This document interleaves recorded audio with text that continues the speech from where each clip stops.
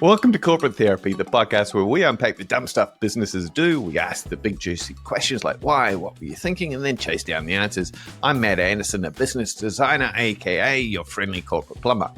And I'm Rob. I'm a bit of a people and culture fossil. I've probably got more grey hairs than wisdom, but today we're going to try and dig into this and see what we can work out. Today, the big question on everyone's mind is kindness in leadership a career killer or the secret to doing better business? So, Rob, let's figure this out. What the heck does kindness in leadership actually mean? Kindness in leadership to me is just about giving a shit about the people that work for you. It's about trying to spend a little bit of time getting inside their head, taking a little bit of consideration of their well-being into account, and seeing if you can help them to boost that in some way. I don't like the fact that kindness is often sort of conflated with being soft. I think there's that old saying, you have to be cruel to be kind. I mean, maybe cruelty is the wrong word to use.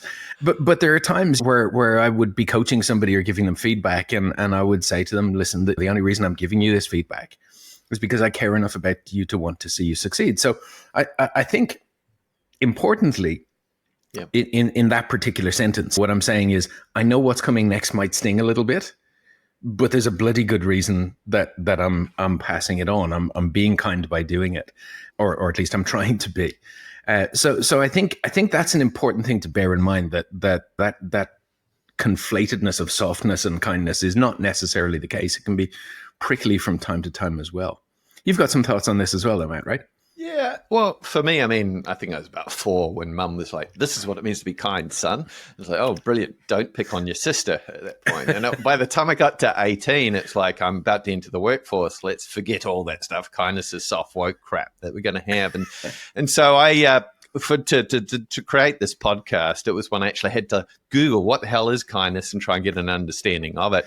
I wasn't very happy with some of the things I actually found. I didn't feel they gave a complete picture of what kindness, because often you feel kindness on another person. It's quite actually hard to describe, but there were a couple ingredients that really spoke to me. One was said, well, you need to have empathy, and I'm great. I've failed at the first hurdle, but it's like, empathy for me is you can feel what another person feels. It's the ability to connect with their emotions, but you're still standing on the sidelines going, you poor bastard. Yeah, it sucks to be you. The second thing, though, with me, you had to throw in the ingredient of compassion, the willingness to actually take action to care about that individual. And then it starts to get really hard for me, because it's like you have to be generous. It's like, well, wait a minute, I can't be selfish on this whole kindness thing. And then authentic, you can't fake it. And I'm like, I'm really screwed now. Like the ability to not say the fake smiles, the fake sincerity, like that's going to kill kindness right out of the gates. And I think the one you were just touching on there beautifully was about cruelness, or in my case, I'd call it courage, right? The willingness to tackle some of that difficult stuff because you actually care about the individuals. How do you feel about those ingredients there to go make up kindness, Rob? What's your thoughts on those? I love it. And particularly when you were talking about empathy, the first thing that popped into my head was a skit I saw of Harry Connick Jr. going, "It sucks to be you. It sucks to be you." And to me, that's empathy in a nutshell, right? So when you describe compassion as the action-oriented version of that, couple it with some generosity, some authenticity, and some courage, how hard can it be? Yeah. So if it's how hard can it be? When I turn on the news, we're promoting assholes, right? If I look in most businesses, we're not trusting our leaders at this point. We're seeing kindness seems to be missing in action. And I'm just trying to dig a little bit into why is that? Is it what's the drivers between kindness not being practiced or not being prevalent in leadership?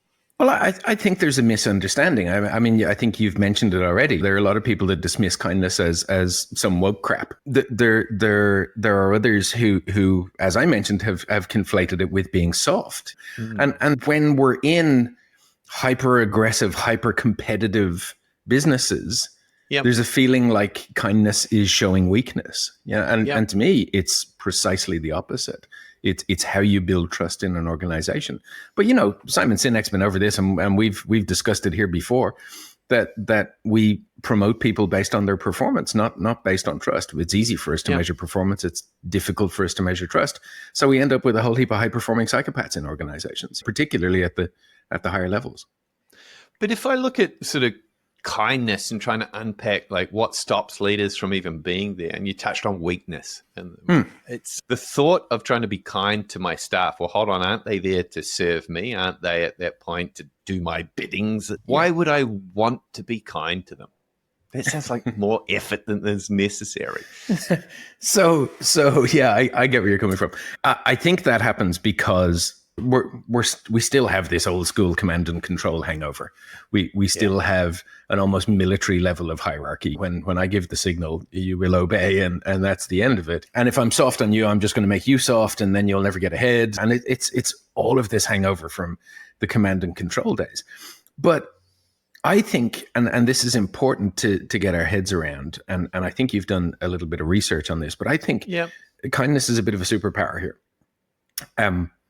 I think the engagement that people feel comes from their boss. If that boss is kind, if that boss gives a shit about your well-being, if that boss has some sort of interest in you as a person, the chances of that engagement going through the roof are huge, right?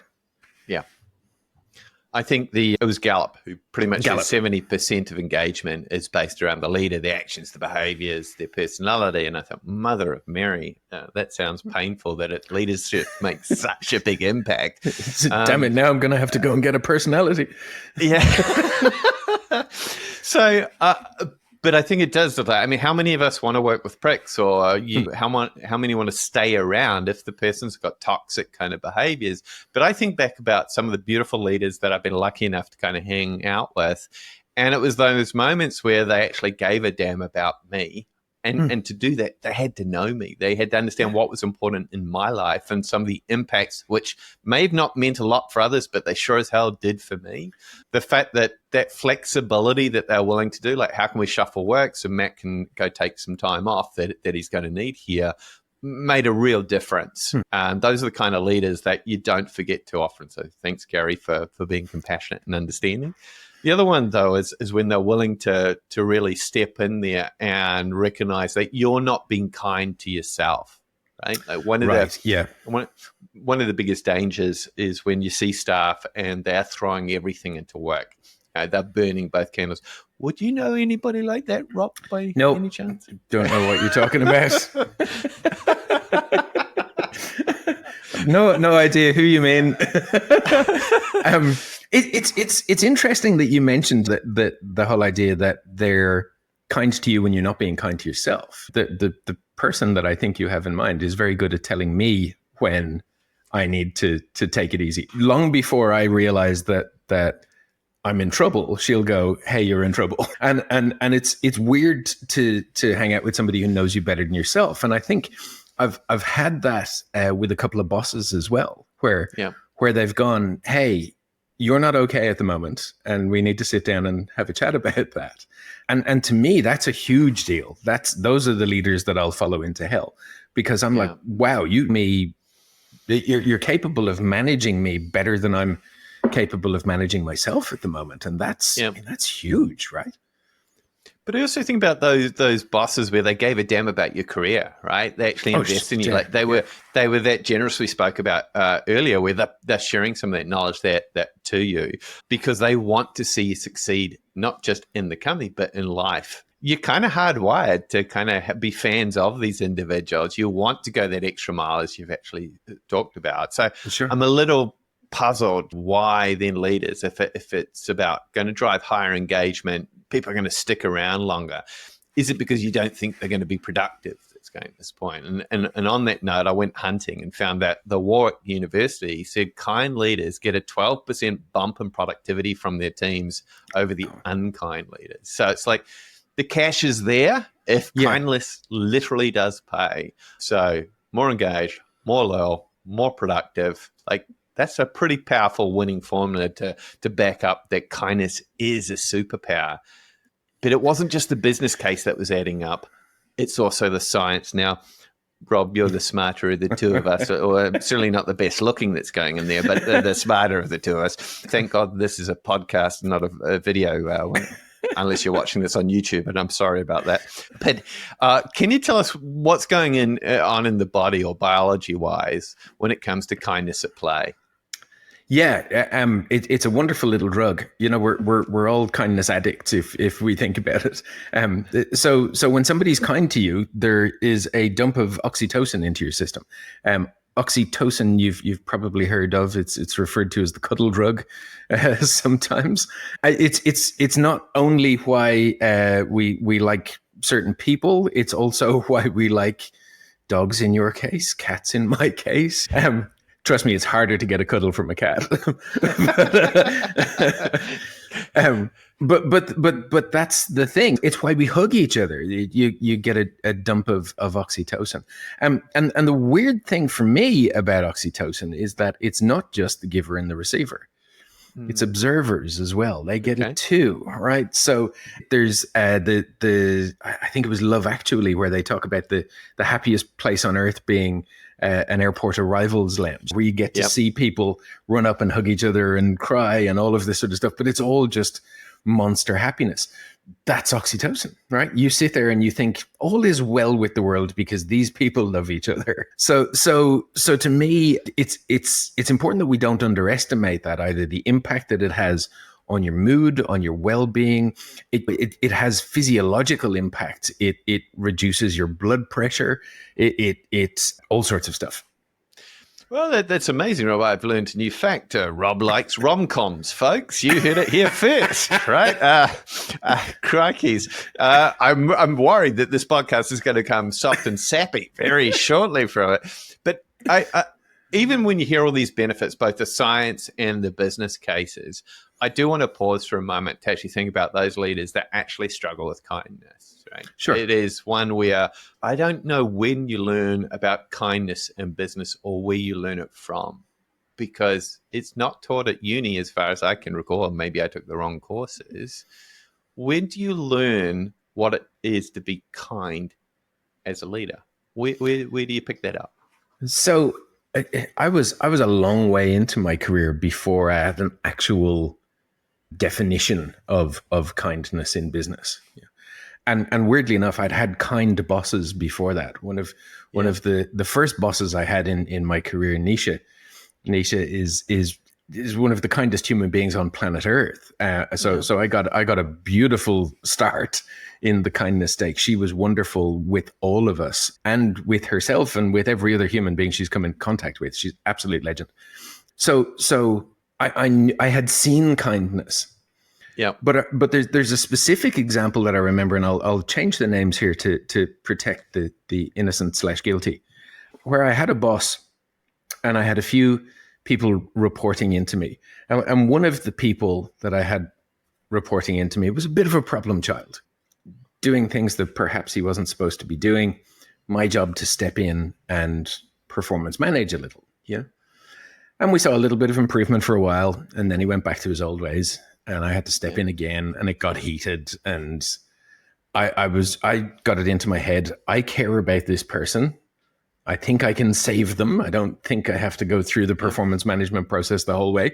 So I'm going to keep chugging away at this. And my boss pulled me aside after a little while and went, "You need to stop. You need to just let him go." And I was like, "Whoa, we're not there yet."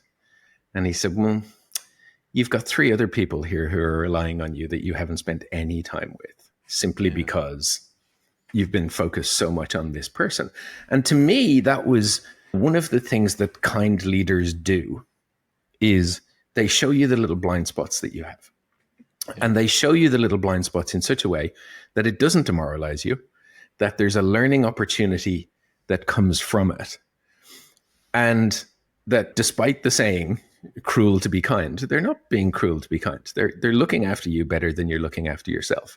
So to me, kindness is around. You mentioned courage as being one of the most important factors, and I would agree with that wholeheartedly. To me, kindness is about having the courage to help somebody to look after themselves when they're struggling to do it. But it took me up until sort of, I'm going to say, 12, 14 years ago to actually get that, despite the fact that I'd seen many kind and wonderful bosses before that. Do you think the individuals can be kind in home life or outside of work, but an absolute prick in work? Like, do they put on different personality? I'm just trying to think about this, Rob. Because there's kindness ingrained in you. Are you born with kindness, or can you learn it? That's a really good question. I mean, when you ask, can people be kind in their own life and then an arsehole at work? Yeah, of course they can. Anybody can put on whatever persona they want. The thing is that we'll often see through it. It's one of the reasons that we like to play poker, for example, is we're pretty good at reading body language. And if you can get face to face with somebody and see that they're lying on their face, it's something that we do reasonably well.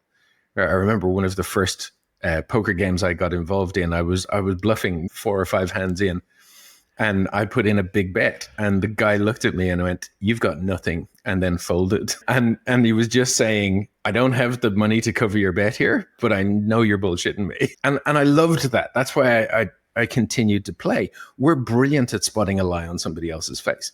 Yeah. We're really awesome at spotting inauthenticity in somebody else. So if they're trying to be an arsehole, despite the fact that they're a kind and loving human being outside of work, we see that. Yeah. And we don't care that they're a kind and loving human being outside of work.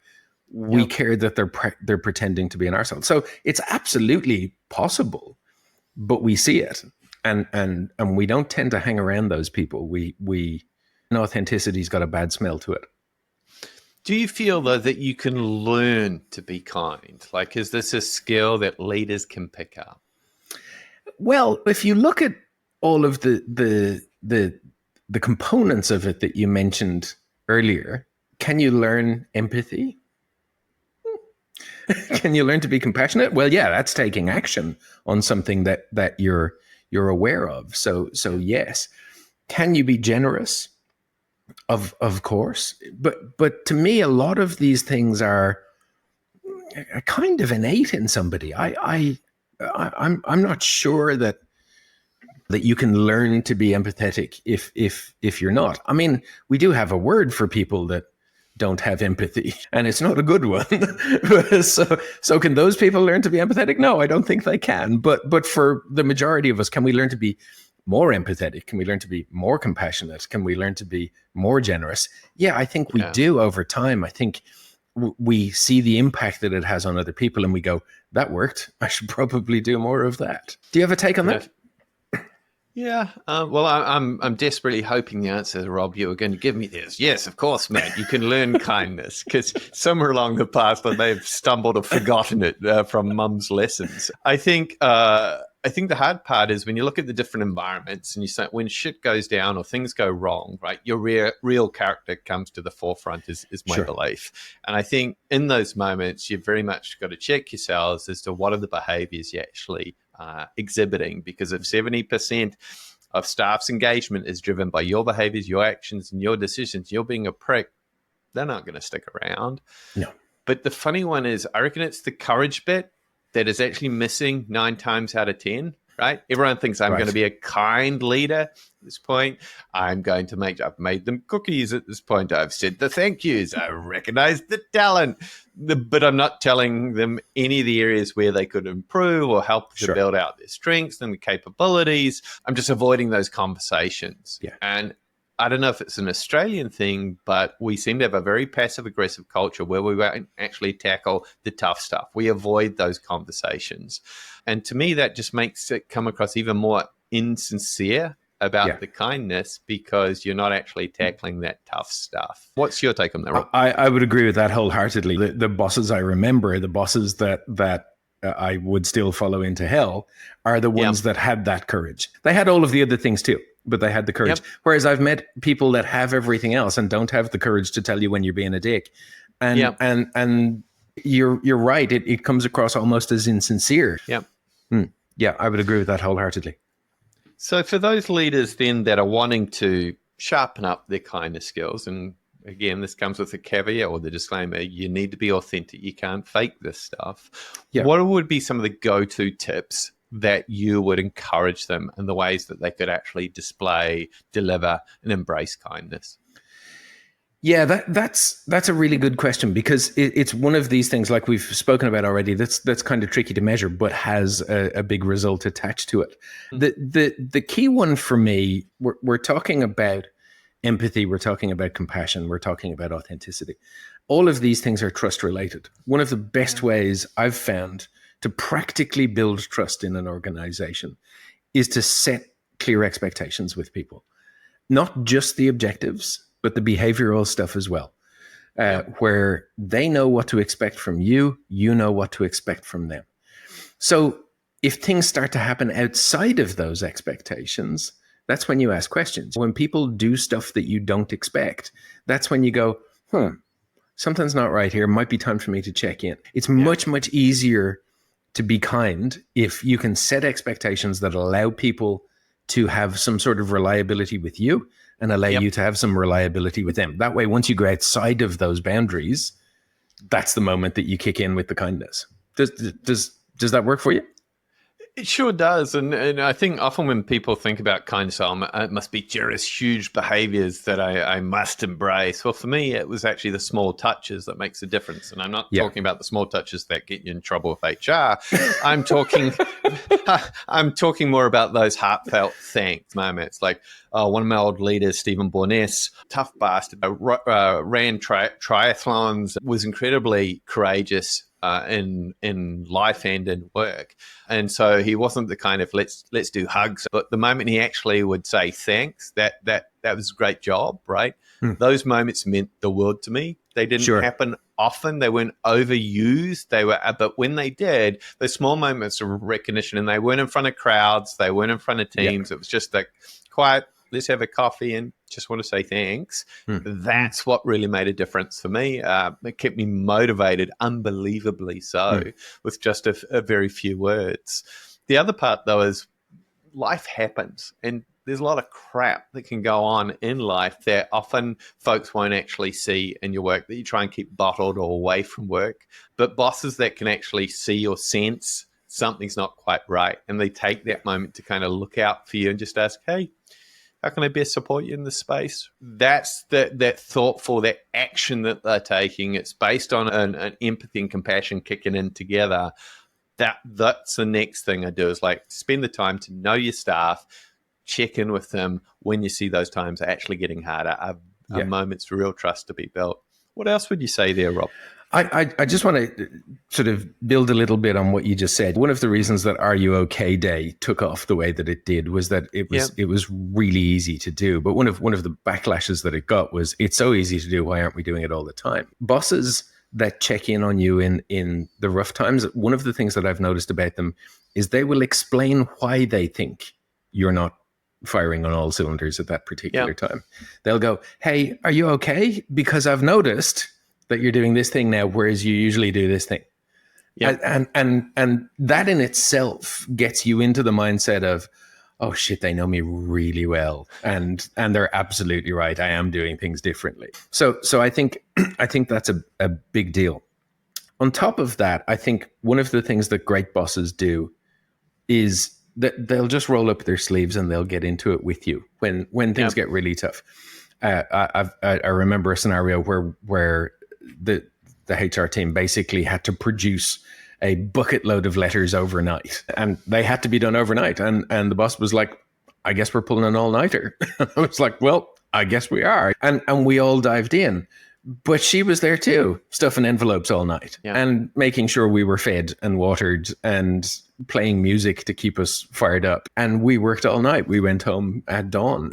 and we all went home at dawn with smiles on our faces because she rolled up her sleeves and got involved as well. Yeah. I think the bit I'd be cautious on that though, Rob, is like, I think it's awesome when they pitch in. I think that's fantastic when you see bosses rolling up sleeve beside you. It's when it happens all the bloody time and you're in this constant chaos where that's suggesting you haven't either got capacity planning right or staff are leaving and you're struggling to actually cover the shift. Something's going fundamentally wrong in your planning if that's happening on such a regular basis. And that's not kindness. That's actually taking advantage of individuals. So I think you're just going to be really careful on that pitch-in one as to one-offs, absolutely. And yes, it can be a we're in the trenches together conversation, which is great and building trust. But it is a two-edged sword. You're absolutely right. And another thing that's important about that is that as a leader, you're not supposed to be on the dance floor. You're supposed to be on the balcony. You're supposed to be at a strategic level looking over this sort of stuff, or at least a more strategic level than the people that report to you. That's why you're at the level that you're at. So if you find yourself on the dance floor all the time, you've got to question whether you've got the right folks in your team or whether you're just too afraid to give up what used to be your day job. Nice. What about when it comes to sharing credit? Like, what's your take on that one, Rob? I had a boss once who liked to stand up in front of the whole organization and take credit for the work I did. So I've got some experience with this. I learned to push his buttons. I learned that there were a couple of things that were really important to him. And if I delivered them and he took the credit for them, well, so be it. We still got shit done. But it stung. It stung every time he did it. Whereas most leaders I know these days, or most leaders I've come into contact with since him, will put their team first. They'll go, well, I'm the one getting the award for it, but I couldn't have done it without these guys. Or, hey, I just want you to know I've just been recognized for this, but in actual fact, I mean, I've seen leaders turn down credit and pass it on to their team. And I think that's really, really important because it does sting when your boss takes credit for your work. I think the build on that, though, is I've also seen leaders where, rather than get up on stage and say, hey, thanks, and my team are awesome, they've actually got the team up there to present, just take the award and thanks. If they lead the photo moments, and those can be career-defining moments for those individuals, right? I was lucky enough where I was working at Fonterra. Matthew Foster was my boss at the time. There was a big presentation that was coming up, and he said, rather than him give it, Matt, why don't you take the stage? It's great work. You've been a key part of that. I felt like $1 million. I was nervous as hell to be able to present absolutely in that environment. And it wasn't because he was trying to pass the buck or avoid the work. He knew this was a moment for me to start to build really strong relationships with some of the other execs in the team. And I was very, very grateful for that.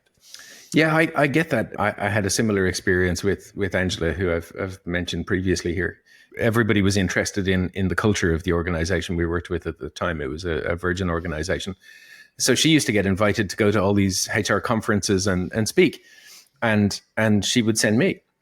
And I used to think she hated public speaking. And I was like, no, she doesn't hate public speaking. She does it all the time. It took me a long time to realize that this was just an opportunity for me to go out and hone my craft with presenting and also to have awesome networking opportunities with other folks. But I think we've talked a lot about the positive things people can do, being clear to be kind, the small touches, hearing folks out, looking out for them, checking in during those hard times, rolling up the sleeves and sharing the credit.